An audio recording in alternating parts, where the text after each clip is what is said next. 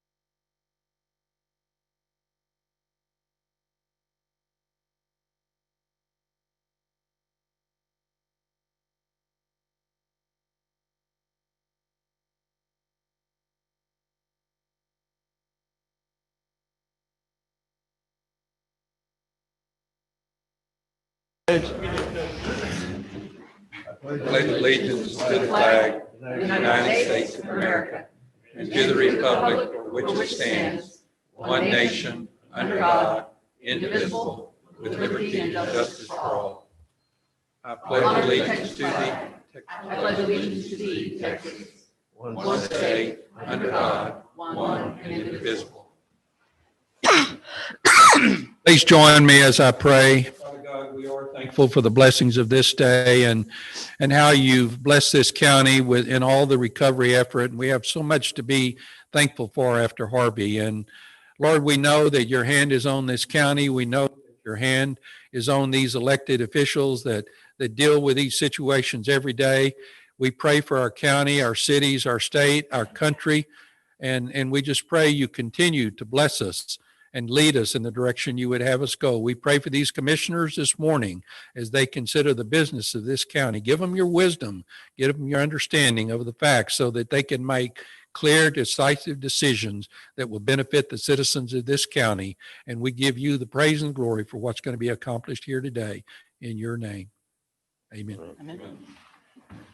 Good morning, everyone. We do have a quorum, and we do have some presentations this morning. First one being from the Texas A&M Agri-Life Extension for National 4-H Week. Come on up.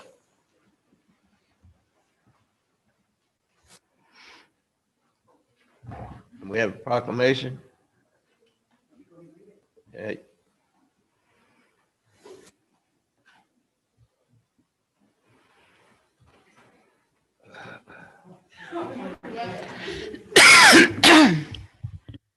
Proclamation P-7-2020, whereas Aransas County is proud to honor the 4-H Youth Development Program of the Texas A&M Agri-Life Extension Service for 113 years of providing experience-based education to youngsters throughout the Lone Star State. And whereas this admirable program, which seeks to provide a learning experience for the whole child, including head, heart, hands, and health, helps young Texans to acquire knowledge, develop life skills, and form attitudes to enable them to become self-directed, productive, and contributing members of our society. And whereas it's more than 550,000 urban, suburban, and rural youth participants ranging in age from 8 to 18, hail from diverse ethnic and socioeconomic backgrounds and truly represent a cross-section of the state. And whereas the program undoubtedly could not have achieved the success it has today were it not for the service of its more than 22,000 volunteers who have given generously their time, talents, energies, and resources to the youth of Texas. And whereas throughout its proud history, the 4-H program has developed positive role models for countless Texans and through its innovative and inspiring programs continues to build character and to instill the values that have made our state strong and great. Now, therefore, be it resolved that the Aransas County Commissioners hereby designated October 4th through the 10th, 2020 as National 4-H Week in Texas and commend the 4-H Youth Development Program of the Texas A&M Agri-Life Extension Service and the many men and women who have made the program a success. Congratulations. And I'd also like to add that it's quite an honor for this community to have a 4-H club like yours. and what you've done for this community and what you do for yourselves and development in your life is wonderful. We appreciate you. Thank you very much. And thank you, ladies, for helping them. All right. We also have a presentation from Live Oak Learning Center as a healthy South Texas school.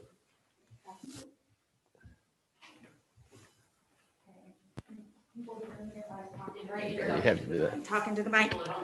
All right. Hi, my name is Megan Glidden. I work for Texas A&M AgriLife Extension Service. I've had the wonderful pleasure of working with Live Oak Learning Center this year, specifically Coach Brington, who's here today, so I'll bring her up. And the great thing about Healthy South Texas Schools is that the school partners with families on developing healthy lifestyles and healthy habits within their homes, and including Walk Across Texas, which is an activity that Coach Brington helped me out with this year. So this little award is awarded to her for helping students walk across Texas, which is an amazing feat. They clocked over 31,000 miles in 8 weeks, which was amazing. Wow. And for partnering with families on developing healthy habits. And I have a video that we'll show and give you a little bit of background of what we did.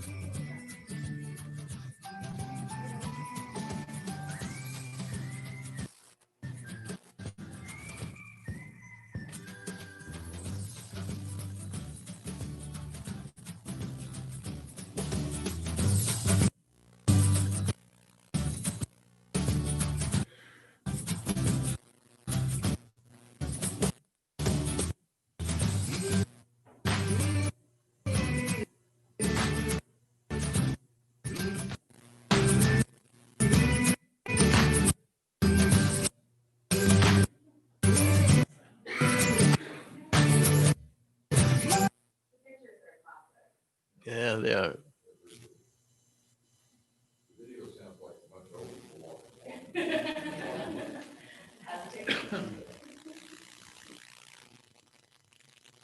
so that was a little bit of what we did this last year.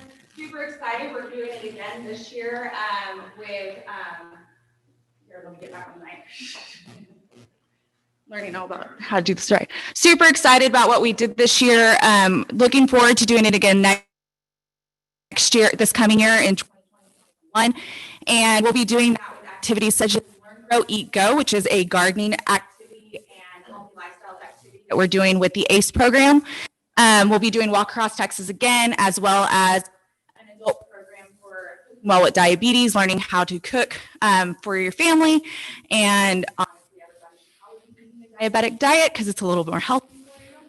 And so that's what we'll be doing this year. And we're actually expanding into FULTON Learning Center as well. We'll have about 1,400 kids walking across Texas next year, this coming year.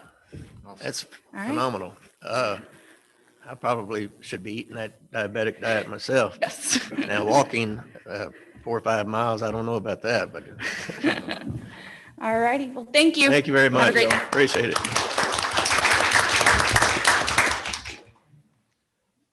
All right, item consent, we have 3 items. Judge, I'd make a motion to approve the consent agenda. Motion made and second, Commissioner Cheney. All those in favor? Aye. Unanimous. Approve, disapprove acquiring AT&T dedicated Ethernet service for the temporary courthouse to replace the rented radio tower currently in use and to coincide with the transfer of rental responsibility from insurance to county. Mr. Jackson, you want to tell us about that, or is there?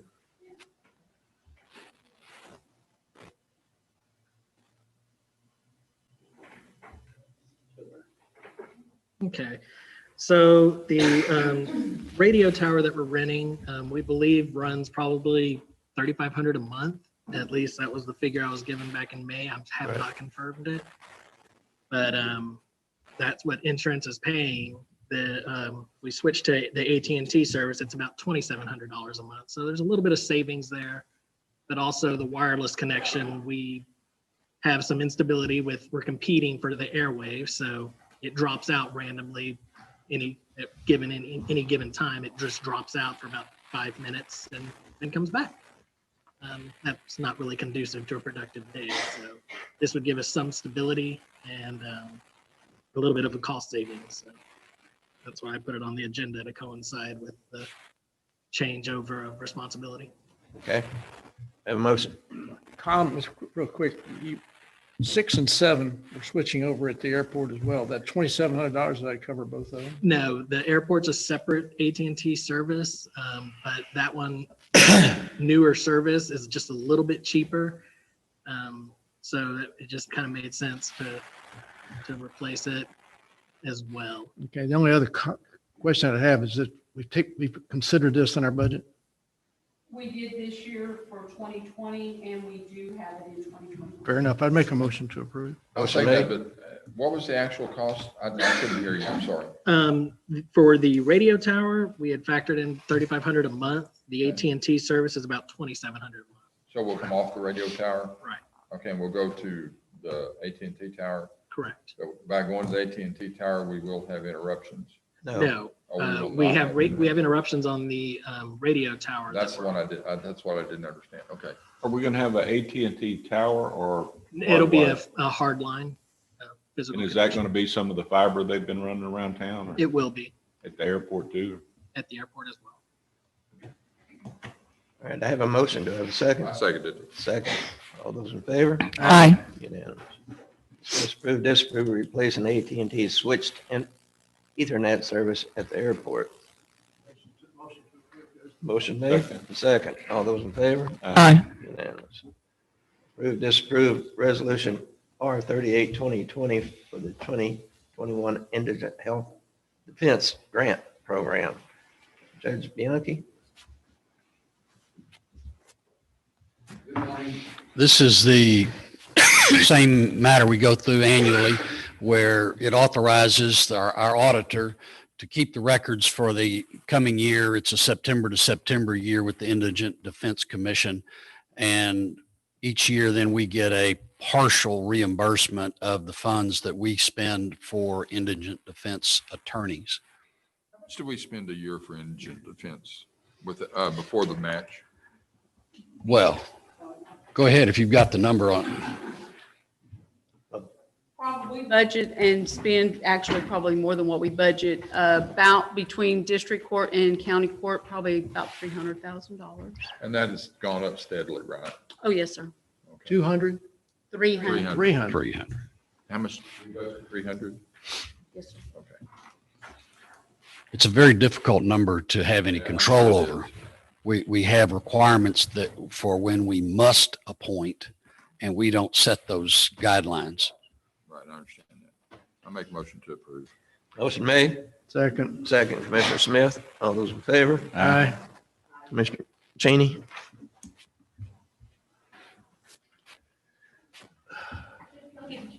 Did you say how much the matching funds might be, or can we not know that? For the last several years, it's been in the $30,000 to $37,000 range. And frankly, I don't know the formula that the commission uses for I reimbursement. just wanted to get kind of a ballpark. It's Yeah. like, okay. All right, because I can, I'm going to jump to item number 10, discuss, approve, disapprove the Texas Association of Counties Workers' Compensation Renewal Agreement and questionnaire for plan for year 2021. Stone?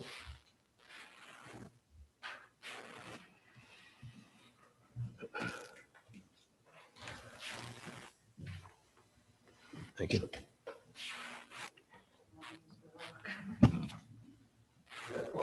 It's usually full. So this is just something we do every year so that we can renew our unemployment.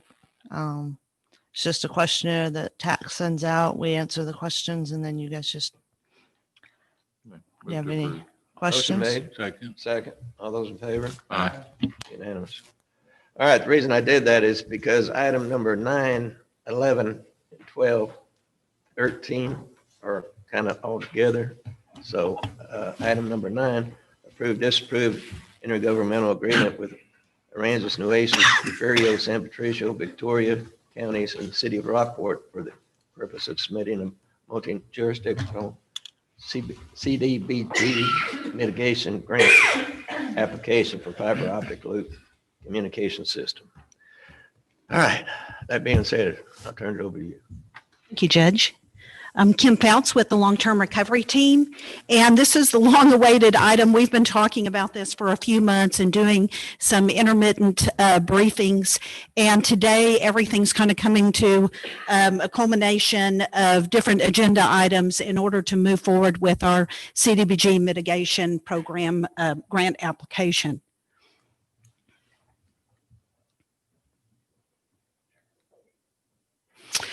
Okay, so if you'll recall, there's two different categories of funding. We have a regional competition that you can put in up to 3 applications if it is partnership grants.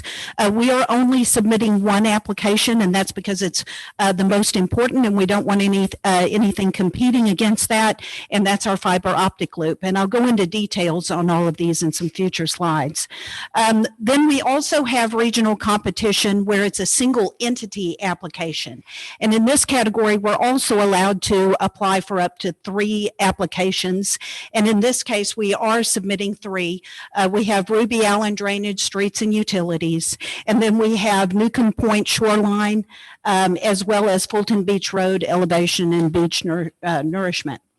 The application is actually due no later than October 28th. We'll probably be turning it in a week earlier just to be safe and make sure that there's no problems.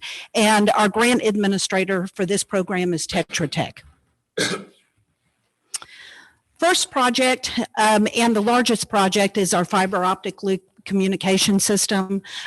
When we finally laid out the entire line and loop, it ended up being 113 miles. It's to have better connectivity and redundancy. It includes the cable and all other equipment that's required for the system. And it's primarily for, making sure that we've got protected and reliable emergency management communication systems.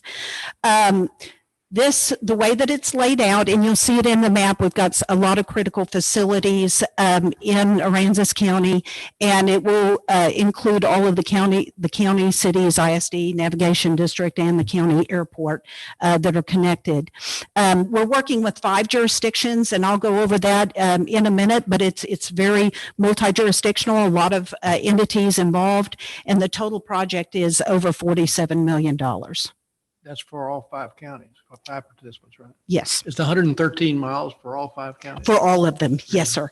So here's a map. It covers quite a bit of geographical area, so I apologize for its size, but it begins at the Victoria Airport.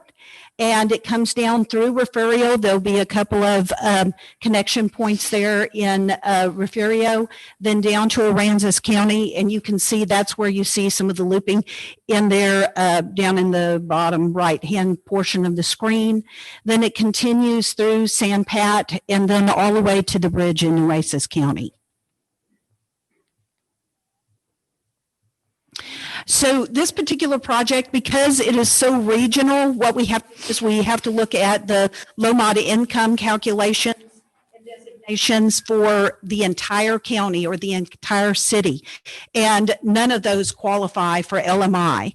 Now, GLO has recognized that's an issue. They actually reached out to our offices and said, we've been made aware that when you start doing large partnerships like that you're having to look at the county-wide and not honing into specific little block groups, and that becomes problematic to meet the LMI requirements. And the point system is heavily directed toward getting points for having low mod income. So they are looking at that right now. We contacted by their intergovernmental person. She said, we understand this is an issue. We're exploring it further because we know there's a lot of good projects out there that may not be scoring very well because they're very regional but very impactful. And this is the case for us. This is the one project that does not meet LMI requirements. The matching funds are 1%. Yes, it is very heavily weighted in contribution to Aransas County. And the reason why, Refugio has very limited, they're just having 2 takeoffs. It's not going into the city. Then Sandpat and Nueces, we're just basically connecting to their systems and they don't get a lot of benefit from it. So that's why the distribution is the way that it is. Sandpat and Nueces do have a couple of loop systems that they're working on. They may apply for that in this particular round, or they may wait for in the spring or look for alternatives. It's going to be tough to pass it up because this is, you get points for the 1% match. Any other program that we're aware of are just loans, not grants. And if there is a grant program, it's usually 80-20. So this is kind of a once in a lifetime opportunity. And I did want to point out that the city of Rockport is involved. It's the only city that's involved with it. And they're going to be considering their match portion. Maybe tomorrow, it may be. So they're looking at it. They're very interested in the project as well, especially for economic development purposes. Yeah, I got a quick question. The $47 million, is there a study or something that backs up the cost of that? Who did it? Yes, sir. So we've got a couple of checkpoints. We have an engineering company called EJES that was hired under our grant administrator umbrella. They have a staff member that has done numerous fiber optic projects. They have the engineering group that's doing the estimates. And we also, they were provided, the city of Corpus Christi had some bids, and they took that bid information that they had and also applied it as a backstop to, double check the cost estimates. Some exposure that $47 million might be exceeded? It's an estimate. Okay. And so what happens if we can't build it for the $47 million? We would have to look at routing. One of the reasons why the number is as high as it is because you have water crossings. We had to do some double checks on that. Easements as well. And that's one of the reasons why Nueces and Sandpat didn't fully participate. We didn't lump theirs in there. They had another $50 million worth of improvements, which would have taken us into a different category of application, and we didn't want to do that. But they have the same issue more so than what we have as far as water crossings and the instability of what those estimates might be. Kim, I've got a question too. The fiber optic loop, I guess, is important. We've dealt with it for a long time. But what's it really going to do for us that we're not getting done now? Or what's it going to do for us in the future? We let the expert address that. If you remember, we lost communications during Harvey for 9 hours, and that's not something that you want to go through again. This will eliminate that for sure. And what else? So part of this, and San Patricio and Nueces are experiencing the same issue. We've got radio towers around the area that are not connected in a reliable manner. So right now, I know if the sheriff's deputies go north of the county or in the north part of the county, they start losing their radios once they get across. I thought we put a tower out there. We have a tower out there, but there's some connectivity issues with the main tower. So I'm not sure how much they've improved it, and the sheriff's may be able to answer that, but I thought it was still operating about 70% out there in the north. We've got a timing issue with the microwave right now that they're installing. It's just the microwave talking to tower to tower. So it's not, so how, in that instance, how is fiber optic going to help you? That would become a primary connected point between the towers, not only the 3 towers that we anticipate in the county because the emergency corps working on permits, but 188. So it's a hard connection between Yes. towers rather than just The microwave? microwave would be backed up in the event that it got cut somewhere between those loops. So Okay. it would tie the towers together not only here, but in the other jurisdictions. Are are we going to, by doing that, will that prevent us from having the issues that we had during Harvey where nobody could talk to each other? Was that a tower issue or? Part of the tower, part of it because P25, not all agencies that responded were P25 compliant yet, which meant you had some proprietary issues in the radio systems that prevented talking across vendors or bands. The radios that we purchased to put in our units are 800 and VHF. They are P25. I don't know what's P25, I'm sorry. It's the policy and program that the federal government adopted 20 years ago. Okay. For all emergency response agencies instead of tax communities, pushed it, that they have to find a way to talk across. When the storm hit, Sheriff, could you come to the microphone? I know people at home can't hear you. We could summarize if it was short, but thanks.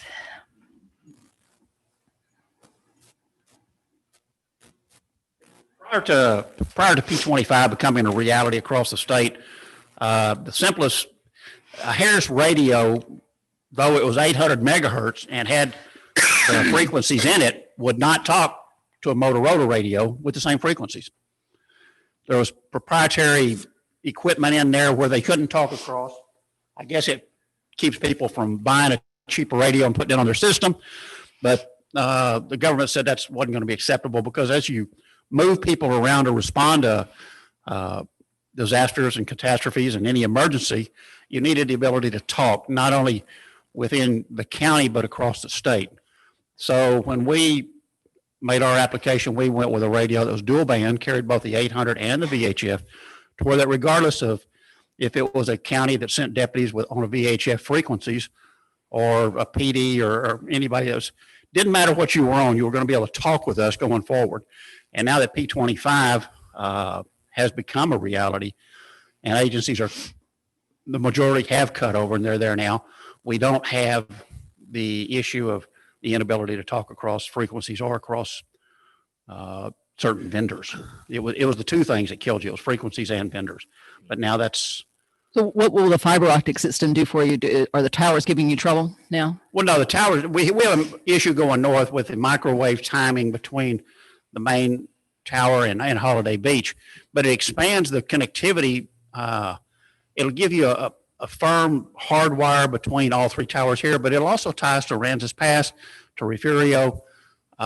Your range of talking expands and the ability to talk across groups where that distance right now isn't bridged because the towers are too far apart. Now, when I get in their range, then I can pick them up. Okay. But this would give you a tie together to where I think you'd have the ability to put antennas all over the place and talk regardless of where you moved up and down the coastal area here. Mm-hmm.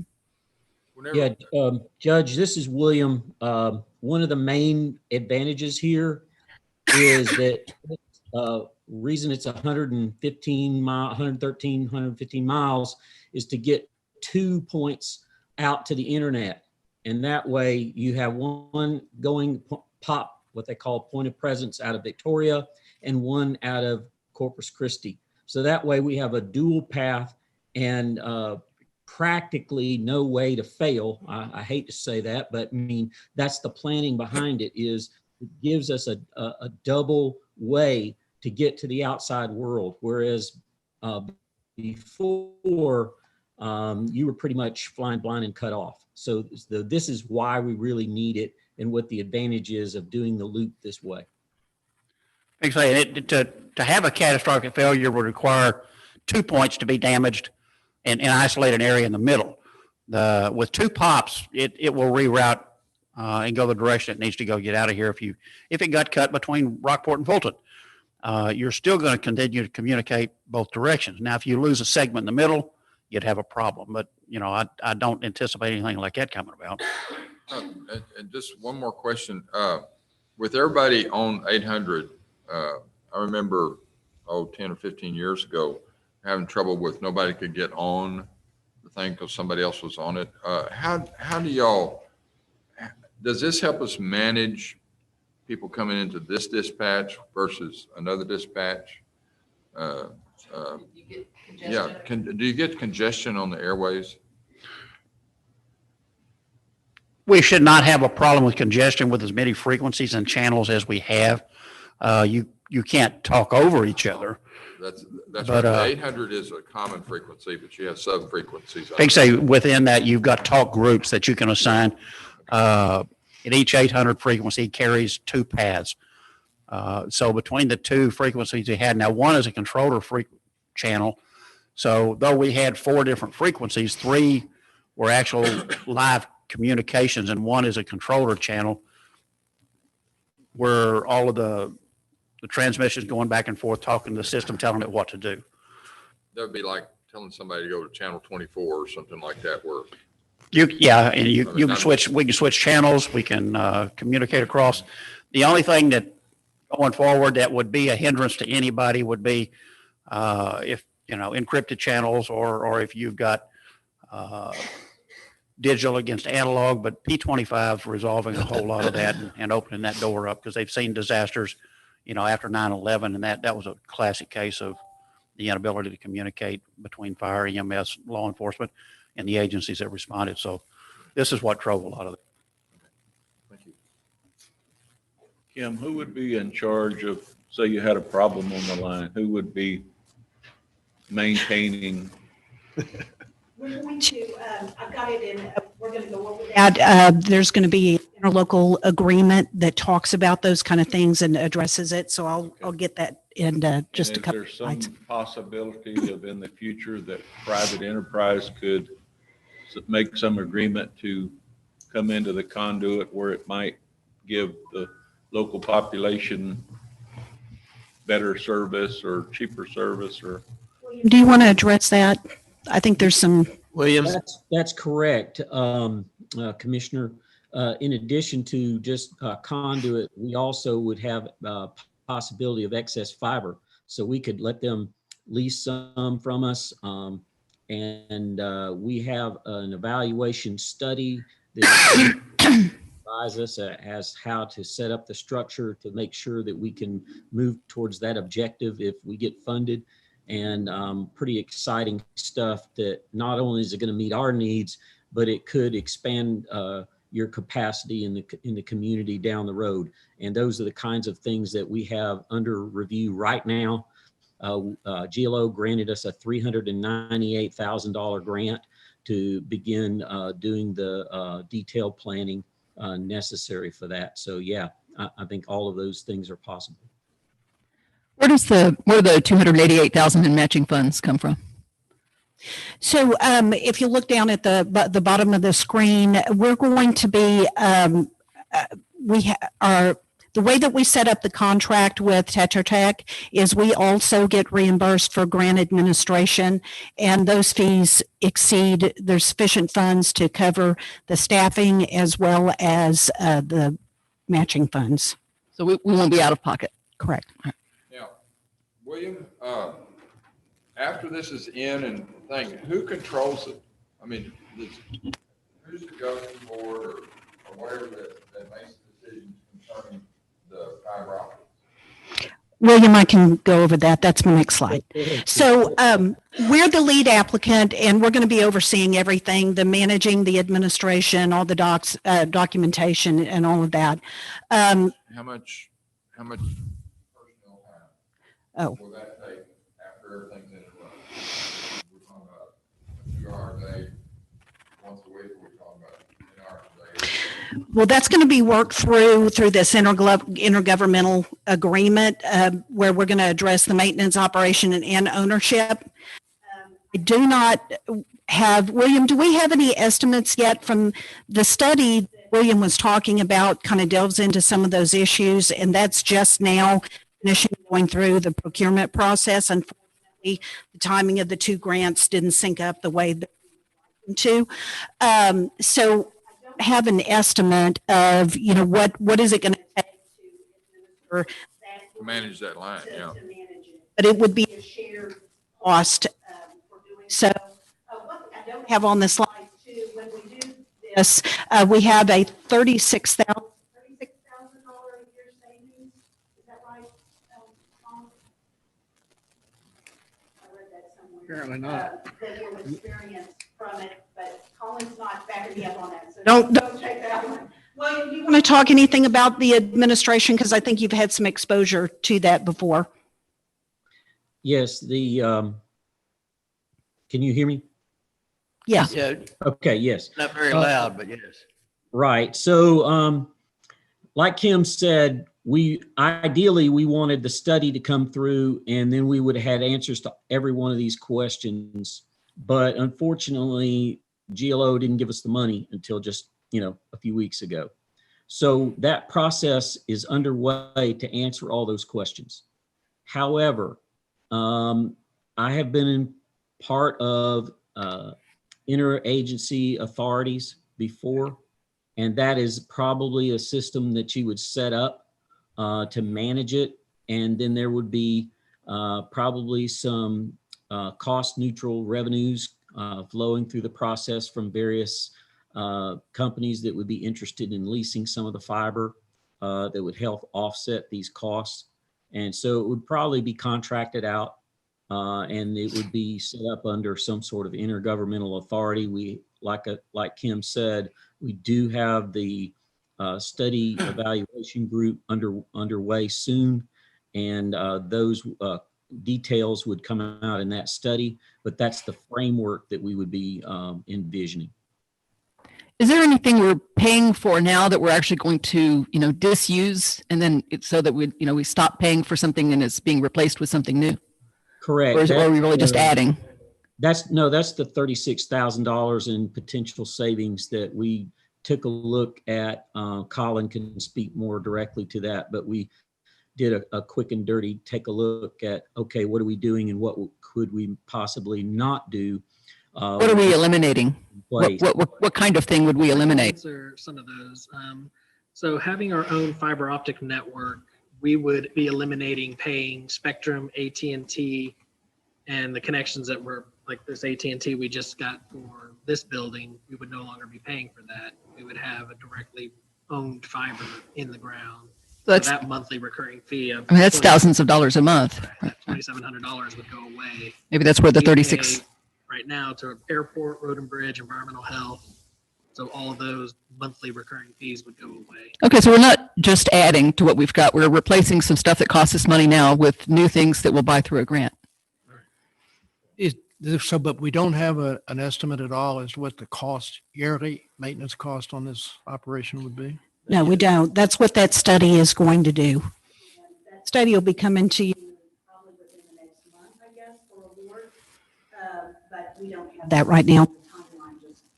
Out.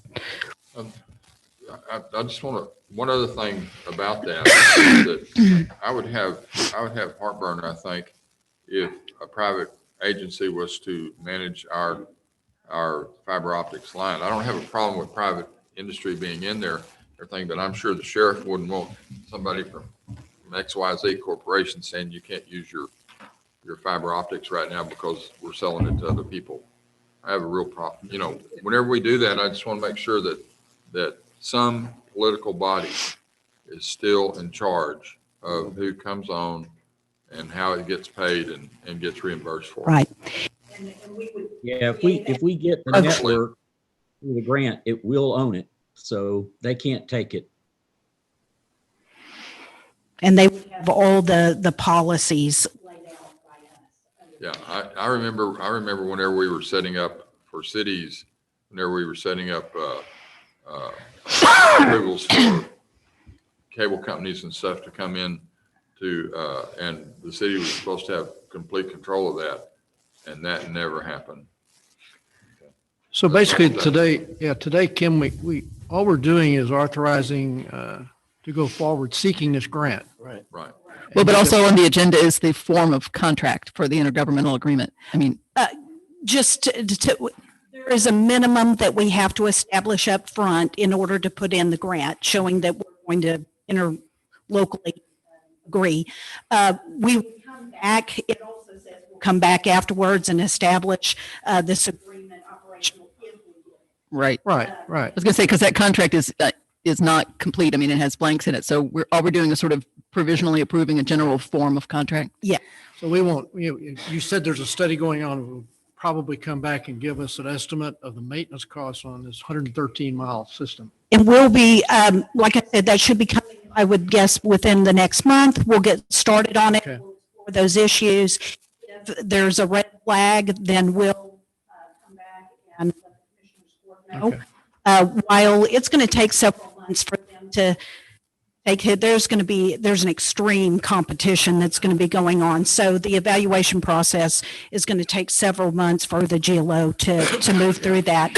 And we'll be receiving information during that time period. The point on taking care of the front-end administrative cost on filing for this is one thing, but then the ongoing operations cost, if we ever get the grant and go forward with it, we'll have, that'll be another issue for us to look at that point in time. Absolutely. Thank you. Yes, sir. And to the commissioner's comments, the intergovernmental agreement that we have is substantially done in form. However, we have so many different entities that are participating in this. Their legals are all still reviewing it. And the one item of area of interest is everybody wants to have contribution in the indemnities and waivers and all that kind of good stuff. And so what we've suggested is everyone approve it subject to their legal counsel approving to that bottom language there on warranties, immunities, waivers, et cetera. Well, then you, Subject to the other entities. Correct. We've got to have a couple of more weeks to work out that language since we have so many parts. but it would come back to us, not just to legal for final approval? We're asking for approval now because we have to show the lead in order for all the other counties and city to move forward with the with their approval. But we've still got a, week, starting October 5th, we're going to start having our citizen participation. And then depending on what that information tells us, there may be some minor changes that happen. You're asking us to approve parts of a contract that haven't been written yet, subject only to legal, and we never get to see it again before we say a final yes? No, it'll come back to you. I think we could get it back by October 12. The point is we need approval to proceed. And we've got to take the lead on it. We're the lead and we're the main benefactor. Yeah. I'm just saying I'd like to see it for a final approval. Come back on the 12th. Okay. How much got to be administrative 12th or we I won't see that we got, apply? you mentioned that we got 433,000 in administrative fees and that we could use that to cover the matching funds, but what are we actually going to have to spend in administrative costs that also has to come out of that 433? The staff time. I mean, how much is if you add 300 and whatever it is, 288,000 in matching to staff time, is that going to be over 433? No. No? Okay. Is that already budgeted, the staff time? We've already, it's incorporated into the budget and that's actually going to, that may not even start this fiscal year. It's going to be maybe partial. We're still monitoring. Yeah. If we are awarded the grant, we don't even see the match being due until probably 2022, just depending on the process, how long it takes GLO. Did you say 2023? I just didn't hear the year. Did you say 2023? 22. 22, thank you. Now, is item number 9 dealing strictly with the fiber optics, or is that all of the projects? Number 9, 11, 12, and 13 are all, this is the intergovernmental agreement that we were just talking about. Okay. For the fiber This optic. is for the fiber optic. Right. Yes, sir. Okay. Fair enough. Yes, sir. Thank you. All So we're gonna approve this and move to the other projects? Is that the way you want to handle it? Caveat. Right. Do we need, Yeah, you need a motion. I would make a motion then to approve the, Motion made. I would like to amend it to say it's conditional approval on it coming back to us for a final approval after legal has finalized all of the controversial aspects of indemnity and waiver and so forth. Motion made and seconded. All those in favor? Aye. Unanimous. Item number 11, discuss, approve, disapprove of amendment to the Aransas County Citizens Participation for the Texas GLO Community Development Block Grant Mitigation Program and COVID CARES Act provisions. This and okay, our second project Aransas County only is for improvements in the Ruby Allen area. And I'll show you some maps, but basically it includes stormwater, concrete sloping, pavement and curbing. It also includes utilities, water line hydrants, sewer lines, most of which are force main. There is a line that's going back to the wastewater treatment plant, and it also has 2 lift stations. And that project is approximately $21 million. The match for it is 1%, which is $215,000, and that would be coming from your regular drainage fund. Now, this is going to be utility lines that the city or that the county is putting in for the city like we do in the CDBG grants? Correct, yes. Okay. It's exactly the same. Will we be reimbursed for any expenses from the city? Or is it the grant? Okay, okay. And so the scope of the project, it goes from on Ruby Allen from Corpus Christi all the way to 12th Street, and then San Antonio and approximately in the Hardy Street area. So it's bound by those 4. And as I mentioned, there's also some kind of off-site improvements that are needed for force main to the wastewater. Is this going to go underneath bypass? Or is this just on the east side of the bypass? East side. Mr. Reed, have you reviewed this project and you're happy with it? Yes. Thank you. David, and this is the project that's going to bypass some of the Ruby Allen into the adjoining ditch, Terry Street and. Not exactly. David, Yeah, you need to come up here, David. On the CDBG-DR grant is where we're going to take water out of the that funding, we have this huge ditch that Not really. So you're going to take Ruby Allen from that point and make that a lesser ditch? yes.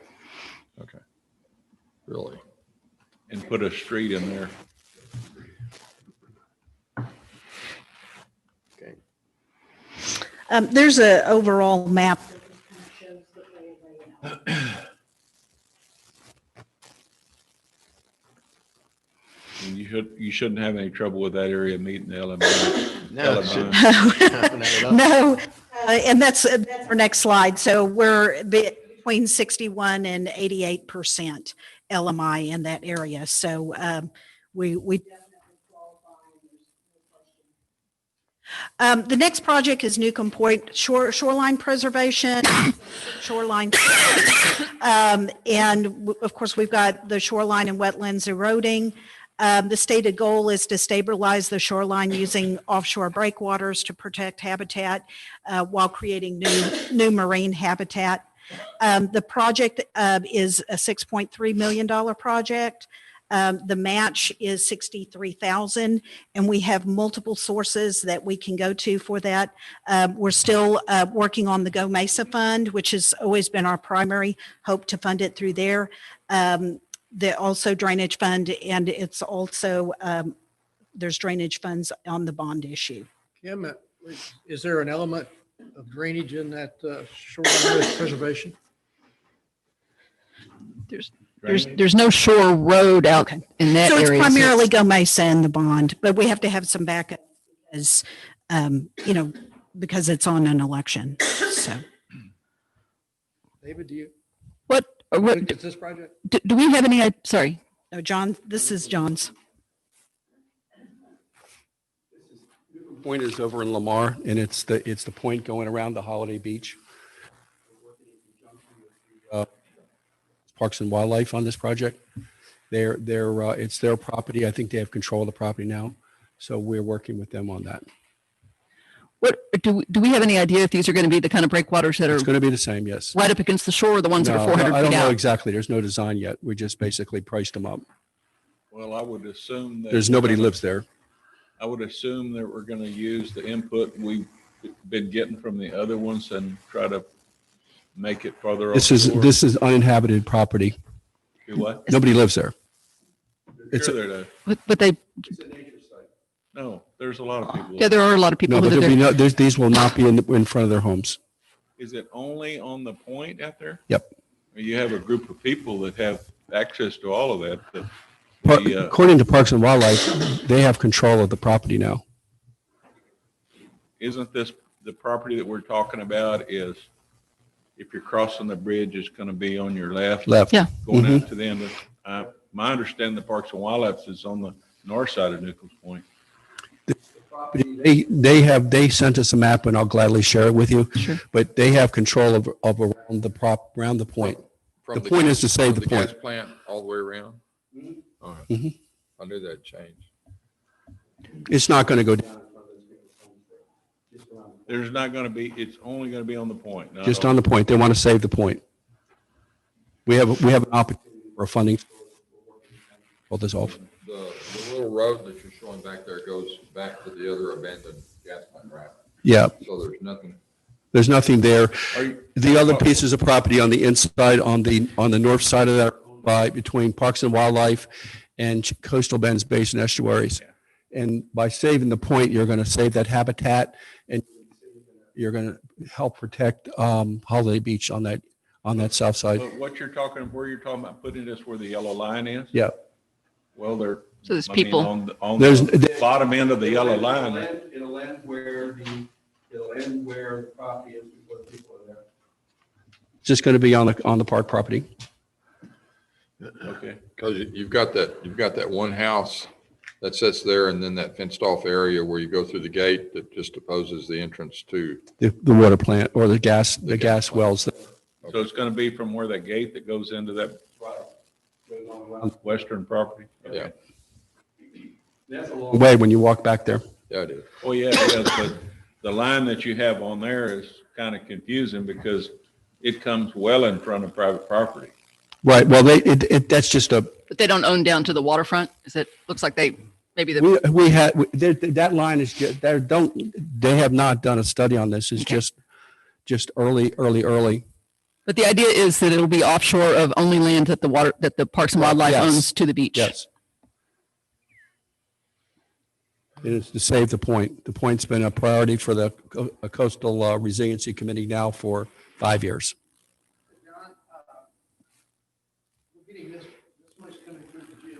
Mm-hmm. Money for Fulton Beach is also through the Bureau. Right. So the same situation as to how you protect those shorelines. Right. We're gonna, what I want to do with Fulton Beach at this point coming up is just to secure the grant and then we'll look at the methods. So if you went back and looked at it, you could go to the articulated map. You could get the program. Well, yes, because it's not locked at this point, but what we have now is the General Land Office owns the water and owns the grant. So they're administering the grant. So Okay. it's more through their wishes. Have a motion? Move to. I got one more project. Oh, one more. I'm sorry. question. I forgot, yeah. Again, this one qualifies under LMI. It's 59%.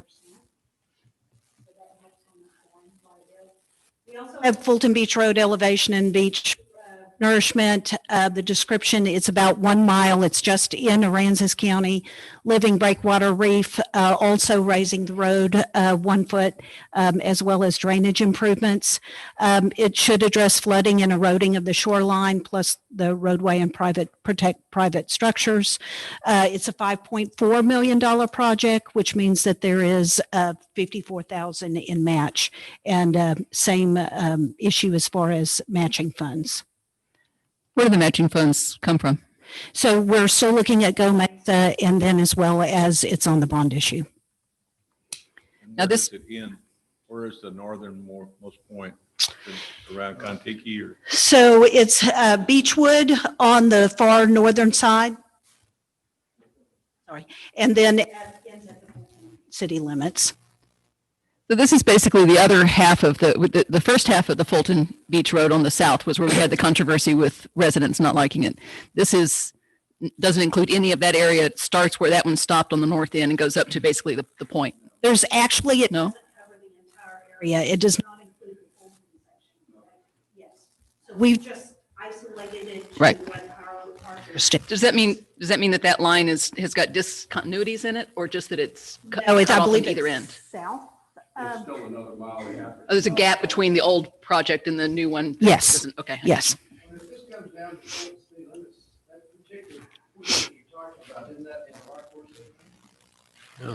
No, this is north.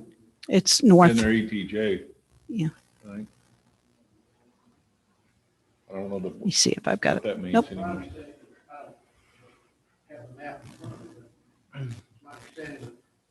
We're actually annexed all the way down to.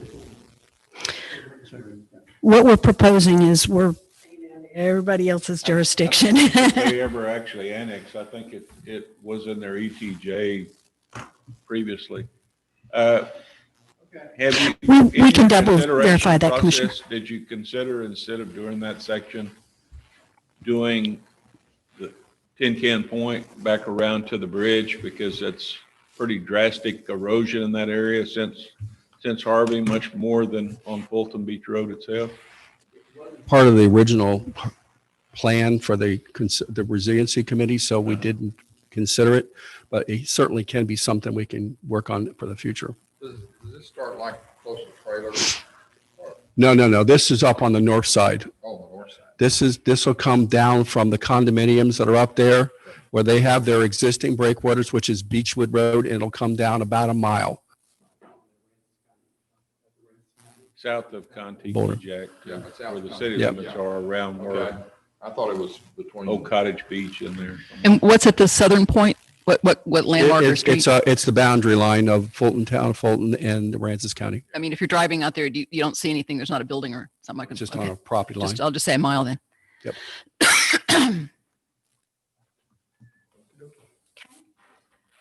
So today, one of the items that you're going to be looking at is number 13, which is a resolution authorizing us to move forward with the grant applications.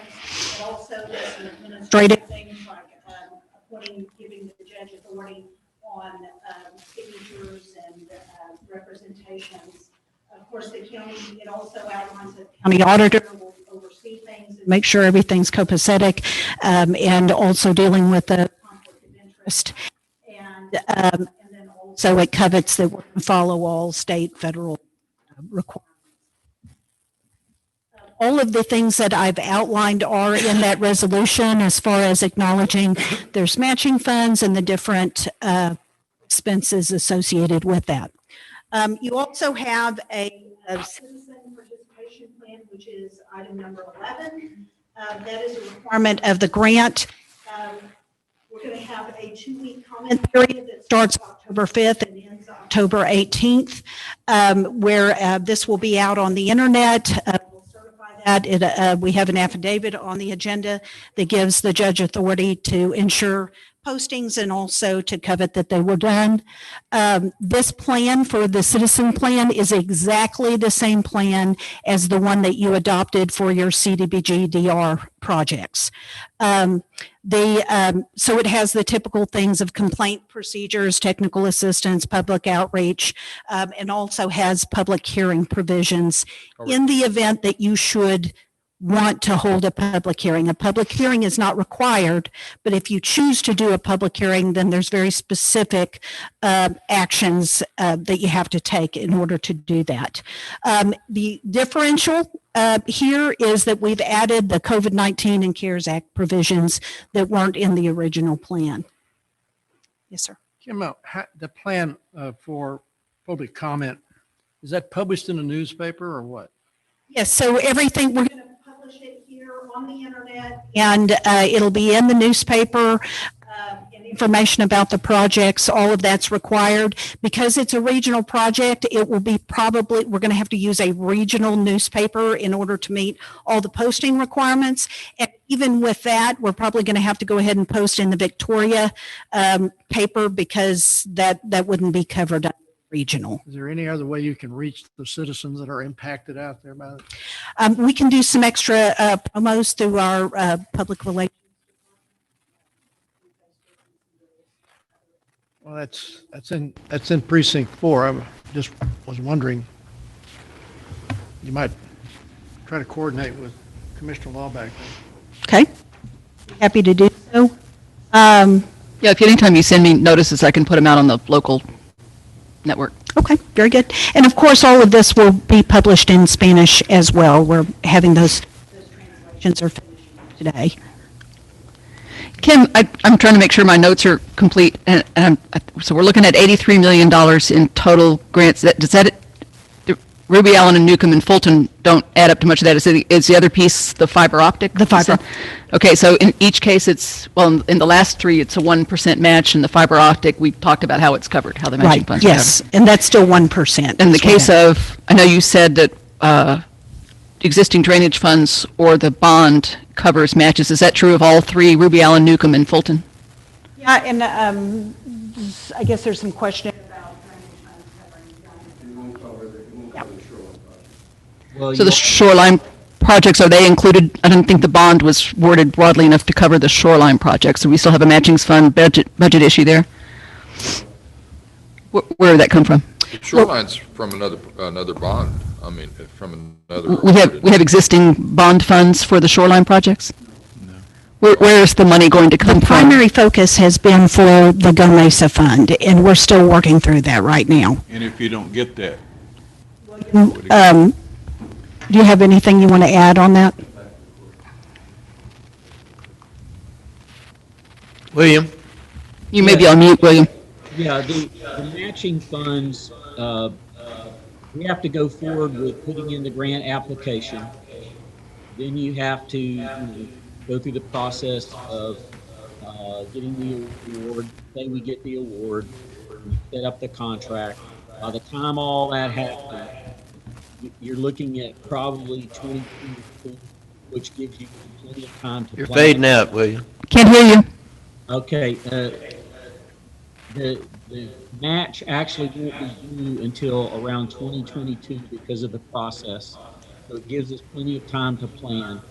And our primary source is Go Mesa, but there are other options that we would look at because we have time to come up with a match. Kim, I think you said that on the Ruby Allen part, which is the largest one, 215, you thought that could come from a drainage fund? Okay, so we're only talking about the last two, which is one's a 63,000 and one is a 54,000. So we're looking at 120 or so we'd have to come up with. Right, and it's smaller. Also, last but not least, just looking forward, there's two different processes. One is this action process, and they're doing that first. Then now in the fall, the GLO is going to allocate to the Council of Governments, just like what they did with the CDBG-DR. They will have a, quote, method of distribution. There'll be a calculated amount for all the different entities in all the entities will be eligible: cities, counties, navigation district. And so we'll receive an allocation for that. We have that list of items that we've talked about before. We'll be coming back when that gets a little bit closer. Right now, we don't even know what that amount will be. We don't know if it'll be 3 million, 15 million, and that's going to highly impact what projects that we do for that. One of the premier projects is airport improvements. And so, but what we do know is that the dome that we had hoped for, we're getting, all indications are that we're not going to be able to apply for a dome under that program. We have not been pursuing a grant. There is another program, it's called the BRIC program by FEMA, but that's an 80-20 grant, so we have not moved forward in any respect on that. In the three projects, roughly 12 million on the two, and then the 21 million. What's the source of this? The same, we have an engineering company through Tetra Tech that has been doing all the cost estimates, as well as coordinating with our engineer. What's the name of that company? You know? EJES. EJES. And we ended up doing that, if you'll recall, because we did do a procurement for engineering, but we don't know, we have no idea how to distribute the workload yet, because we don't know. We're probably, in all likelihood, we will probably get one partnership project and one other. and then they're going to run out of money. It would be surprising if that didn't happen. So And of these 4 projects, you mean you think we'll only get one? probably one in each I category. mean, the fiber Would optic be- plus one of the other 3. Yeah. Okay. And then we don't know, we don't have any idea what our allocation is going to be through the COG, so we don't know what projects we might be bringing forward or what we should, distribute to those engineers. So we went ahead and used the procured engineer that Tetra Tech already had approved. We're going to go out and tell the public that we got a chance of getting X number of dollars right here, but we don't really have a good idea as to what these projects actually cost. We're just working on estimates, right? Well, they're engineers' estimates, but I mean, the projects are still, at not detailed stage. I mean, that's kind of what we've had to deal with all the projects, is you get the engineer, they put their seal on it, they look at it to the extent they can, but just like, in the case of the fiber optic, we're still, waiting. That's a pretty complicated project, and we're, looking for more details from the feasibility study that we have. So Kim, on the Application has to have assigned and table. William, we can't hear you. Yeah, when you submit the grant, it has to have an engineer sign off on the. Fading away. I'm sorry, Judge, I apologize. But the engineer has to sign off on the grant estimate. You're gone. I keep losing you, sorry. So basically what we're doing is giving permission to proceed as laid out here on all of this, all of this stuff. Just to apply for them. We're applying for it now. We've no idea whether we're going to receive it or not, but we don't receive it if we don't apply for it. Yes. And this will be handled under contracts, just like any other project. So when if we do get approved, the contract comes back and we'll have to approve that. Right. Yes, sir. All right, fair enough. So Kim, how much engineering, the Fulton Beach Road section of it, how much engineering effort has been put into that already? Well, we have a pretty good idea of what it costs per foot to do that kind of project. So we use that as our estimating base because of the other 3 projects that we've worked on. I'm just curious because, we're already seeing the issues that we've Sure. had with the other section. Sure. Personally, I think the Tin Can Horn area is a better location. There's large public access to the wetlands in there.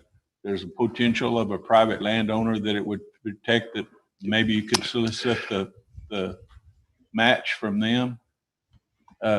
Whose property is it? HEB. HEB. So we'd have to work with the private But industry. But in front of HEB, you have an area, when you cross the bridge, you see where large numbers of the public go fishing. There's Sure. wetlands that don't belong to HEB. They're accessible by the public. Right. There's a lot less people to not be happy with the project in that area. Probably the key. We'd be glad to work with HEB. We'd have to start that exercise. And, it's private property. I'm not saying that they would pay it, and I'm not talking They about might. building something for HEB, but if you evaluate that area, the amount of lost tax revenue to the county because of the erosion, Right. the lost access to the public for really good places, the place to fish and everything is a pretty substantial deal. And as that comes in, it's going to threaten more and more private property Sure. if that point erodes away at the rate that it is right now. And there's only one property owner to talk to, but Well, do you have Very indications? well might pay the match. Sure. for it. I mean, I'm saying that's a plus, that you don't have to negotiate with a bunch. I mean, and the problem on the southern end was that some homeowners liked it and some didn't. But on the northern end, are you getting more of an indication that the owners out there? This is happy? this is just preliminary planning. We'll go down the same path we did, a little more prepared for what we have to talk about. Because the thing with the point that Commissioner Castelline is talking about is that that doesn't address the Fulton Beach Road raising and eroding. So No, it doesn't. And These- if people these- along that stretch actually want their road raised and the breakwaters. In mitigation, we will reach out to them. Mitigation means that we're preparing for a future storm. We're mitigating against damage in the future. I will gladly meet, I don't know who to reach out to. Maybe we can do it together, whoever who's the commissioner? Wendy, are you the commissioner? Right. Oh, for that point? Yeah. Yes, that's me. Okay, so we would gladly reach out to HEB and see what their feelings are on that matter. There's other projects that we can start. The Shoreline Resiliency Initiative should start back up again and start planning. I think if you reached out that far, I think you would get a lot more favorable response because that starts affecting the bridge. Our biggest challenge on that northern part is you have those condominiums who have already established bulkheads and things like that. That's why we stopped at that point, because there's already an established bulkhead and Right. stuff If you can around. pick up again on the other If side. we can maybe. pick it up, but that would be a plan, something we would have to do in the future and meet with those folks. Again, we don't want to assume that they want to do anything. We just have to meet with them first and find out. Well, there's no really public road out there to protect either. No, there's no road at all. Consideration, I think what you have with the area you're talking Right. about is you're taking care of a public road that many people use. Right. But that might be something, even if you can't do it in this, I think Commissioner Cash. Oh, I agree. Exactly right. I agree. Something that we might want to pursue on everything, because I think we would get favorable results and probably get some additional participation in the fact that is the south end of that bridge. Correct. That bridge is not old. No, it was just over 3 years old. And yeah, so they may have avenues of financing that we could address. They have a foundation. So it might be right up their alley. So we just have to meet with them, figure out what they want to do. Judge, how do you want to handle this? You want to do item by item or? Well, that's the way it's on the agenda, so I think that's the way we Okay. gotta go. Judge Mills? I was gonna get to you, Thank you. but I need a motion. I make a motion to approve item number 11. Motion. Second. And second. Ms. Russo? Thank you, Judge Mills. Pat Russo, I'm Commissioner-elect for Precinct 3, and I would just really encourage the commissioners and the judge to offer a public hearing when you are at that stage. I know that Kim said it wasn't required, but I think in light of what's been going on in this community, to do that outreach to the community and offer them the opportunity to come and speak in a hearing would be a very good thing. Thank you. Thank you. All right, the motion made and seconded. All those in favor? Aye. Against? Yes. If you would like to hold a public hearing, I'd like specific directive for that. They're involved with it. I know it normally doesn't take very much, but you have, interpreter and different requirements, Do you need that additional requirements. Today, or you're saying you need it later? I've got to know now because there's preparation and translations and things like that Yes. have to happen We for it. will have a public hearing. Okay. Judge, I'd make a motion to approve item 12. I'll Item second 12, motion made. Have a second? Second. Second. All those in favor? Aye. Unanimous. Did we do 9 yet?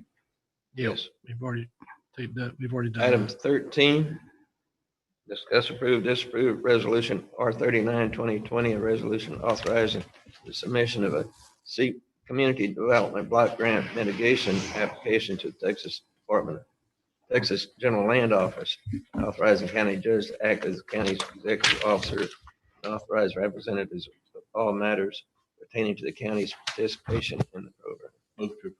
I'll second. Made, seconded. All those in favor? Aye. Yes, ma'am. I'm sorry.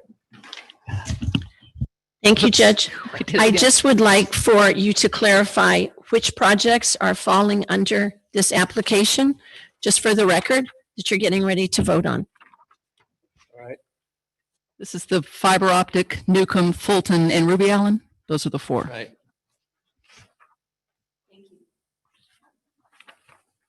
All those in favor? Aye. Unanimous. All right, item 14, discuss, approve, disapprove, authorizing county judge to sign a project contract with CML Security for the repair and upgrade of proprietary security service or system at Aransas County Detention Center. Who wants to address that? Sheriff? Or- We got to get you a chair that's closer to the microphone.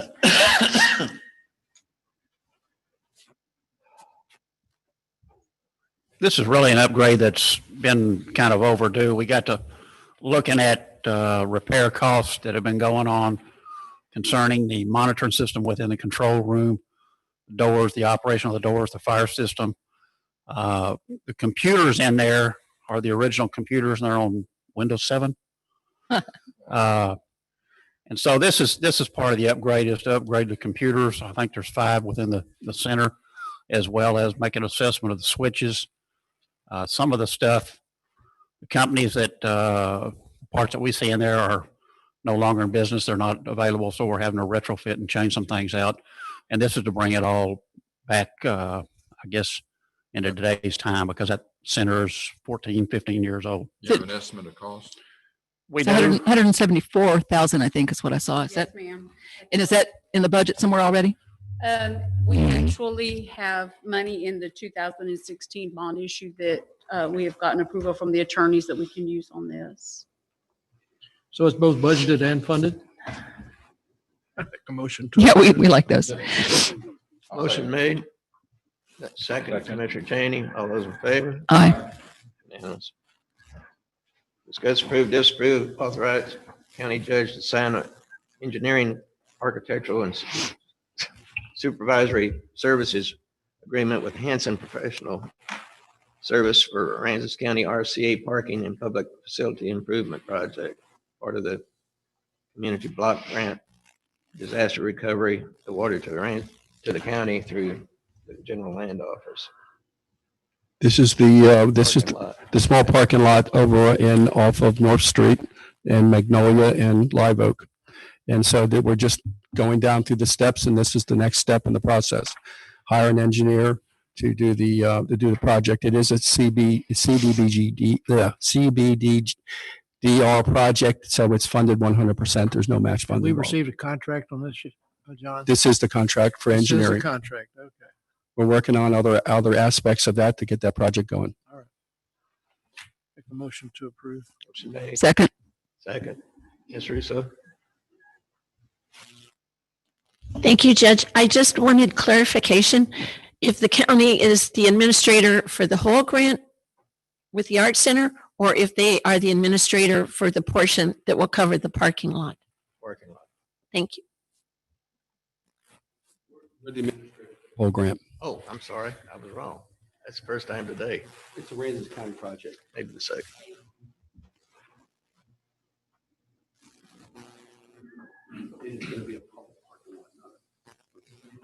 Yeah, motion made and seconded. All those in favor? Aye. Unanimous. Discuss, approve, disapprove, authorizing county judge to sign an amendment 1 to TxDOT CSJ, a federally assisted development agreement approved by Commissioners Court on December 12, 2019, to allow the expansion of a grant project under the CARES Act funded at 100%. Looking at the underlying contract, it's no cost to us, and we are expanding the amount of work that's going to be done. Yep. Make a motion to approve, then. Motion made and seconded. All those in favor? Aye. Aye. Unanimous. Discuss, approve, disapprove resolution R40 2020, a document Commissioners Court support for an acceptance of a federal assistance grant for the Texas Department of Transportation for repair and reconstruction of airport apron drain sink.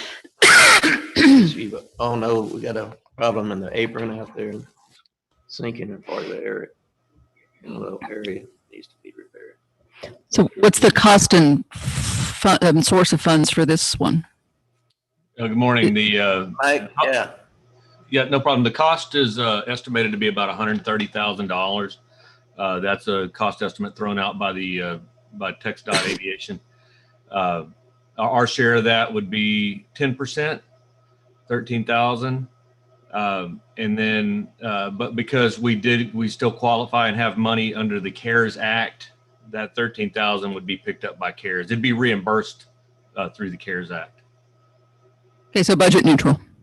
Absolutely. Yes. Well, we'd have to pay for it this year. We'd probably get paid back within the next 2 to 3 years on it. Okay. Motion. In a second, all those in favor? Aye. Aye. Unanimous. Discuss, approve, disapprove amendment to order 012-2020 appointment of 2020-2021 election judges and alternates. Excuse me, Judge, on 17, we didn't hear any motions or seconds on that. Oh, sorry about that. Maybe I didn't do that. Motion made by Commissioner Second. SHORELINE, second Commissioner Cheney. And it was a unanimous vote. All right. Yep. All right, Mr. Dow. So this is an amendment to an order that was originally in court on August the 10th. We have had some judges that have backed out from this election. We've also had addition of a polling location. So we're needing to make some changes to that order. Now, this is just the judges and alternate judges and some election officials, but not the clerks. Correct. Clerks are not appointed by the court. They're appointed by the election commission. They're appointed, the clerks are appointed by the election judge. So they don't have to report, they don't have to, who establishes that they're half Republican, half Democrat? Is that the election commission or the judges? That's the judge's decision on who they appoint to serve as the clerk. Okay.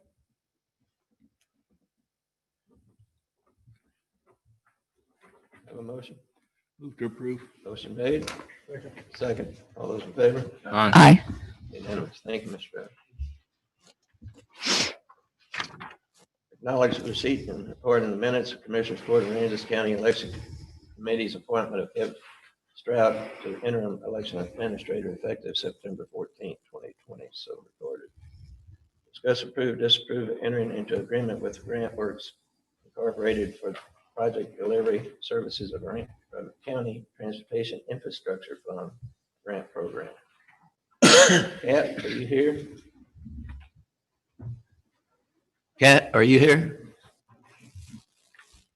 All right, David, it's you.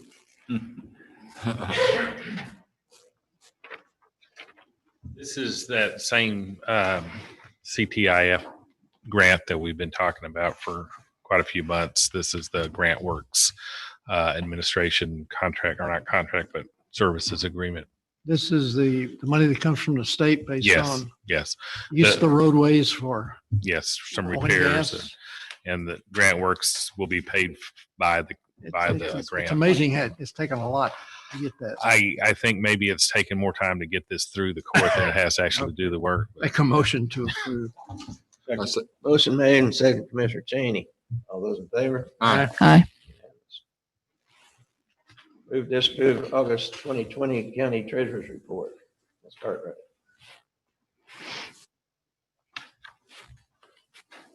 So going back on 19, there was no need for a vote, or was that? No. Oh, 19. It's just acknowledging notes. Ready? Yeah. The total funds at the end of August is $28,199,027.21. There is 22,474,000, 80% of that money in the depository bank. The rest is in investments. Any questions on any of the? What was the first number? 28 million, did you say? Oh, got it. 28,199. This starting to look good again. Not like it was a year or 2 years ago. You've done a good job. Yes, but there's checks being written this time that knocks that balance down. Really? Like how big? It comes and goes. Make a motion to approve the treasurer's report, Judge. Motion made. Second it. Second. All those in favor? Aye. Approve, disapprove bids for Aransas County Bank Depository. Let's start. So I advertised on the website and the newspapers. We only had one bank come in with a proposal, which is Prosperity. looking at what they proposed, their, the main objective is the interest that we're going to earn on the funds. They're proposing 0.25% over their current rate, which is 0.3 with a floor of 0.3%. I did verify with the Prosperity Bank to make sure that what they had wrote, there was no ceiling on it. So I verified that if things get better and they raise their current rates, then our rate will be raised right along with it. So that's one good thing. As we have right now, they charge us no analysis fees. The only thing we pay for is if we have to order deposit slips or the remote machines, which we have 2 of, and we won't be probably needing any of those. What's the length of this agreement? Pardon? 1 year? Is it a 1-year agreement? Actually, it's a 4-year contract and it is extendable to 6 years if we so choose. There is a 2-year, at 2 years, we do have a negotiation point where we can go back to them after 2 years and renegotiate rates. Hopefully things will be a lot better by then. Don't know. I know the Federal Reserve has indicated that they don't see rates increasing all the way out to the end of year 2022. So, but we would have a shot if they did, right? But with no ceiling, that leaves us a little leeway to, in the future, moving right along with this, the rates go up a little bit. Make a motion to approve, Judge. Motion made. Second. Second, Commissioner. Thank you. All those in favor? Aye. Aye. Okay.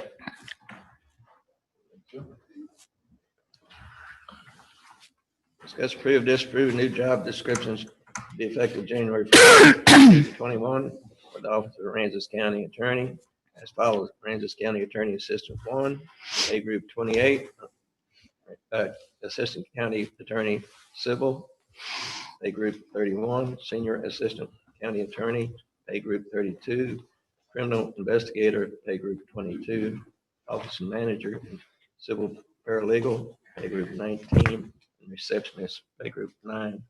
No new monies. Ms. Oster. Hello, good morning. Amanda Oster, County Attorney-elect. Do you have any questions about the job descriptions that were submitted to you? Just for the record, are there any new positions here? Or if there are new positions, are they just renamed or? Correct. There are no new numbered positions. There is one change in a position name. That would be the receptionist position. There's currently not a receptionist in that office.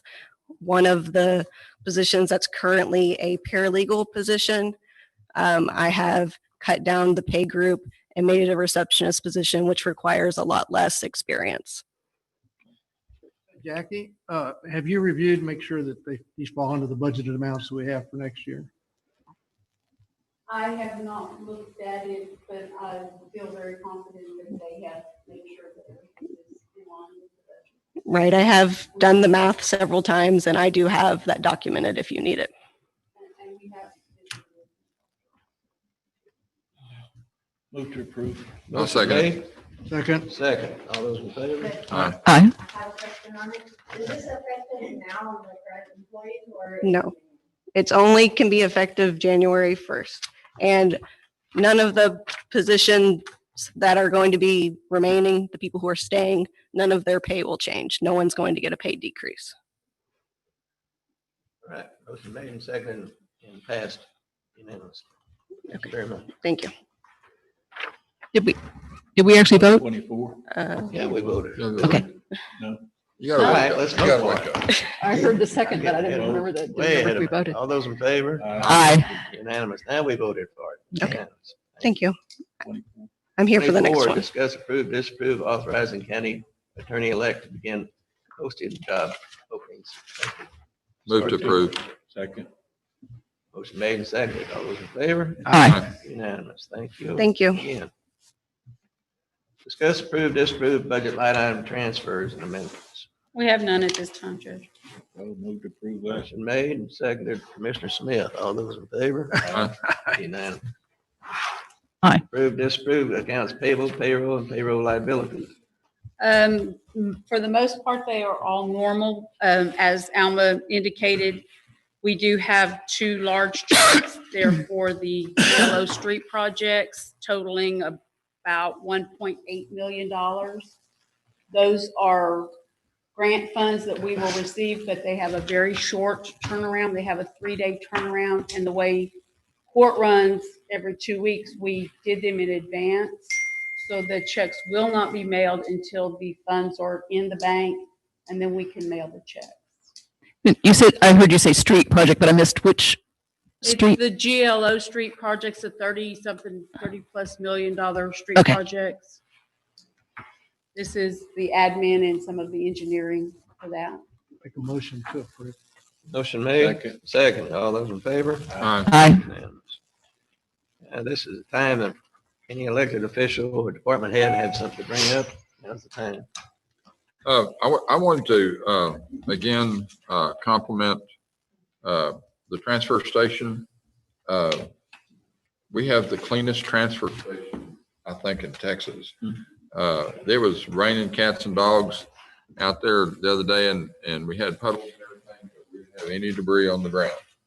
I mean, we didn't have any debris on the ground around the dumpsters, I mean, the roll-offs or any place. I was very pleased with it.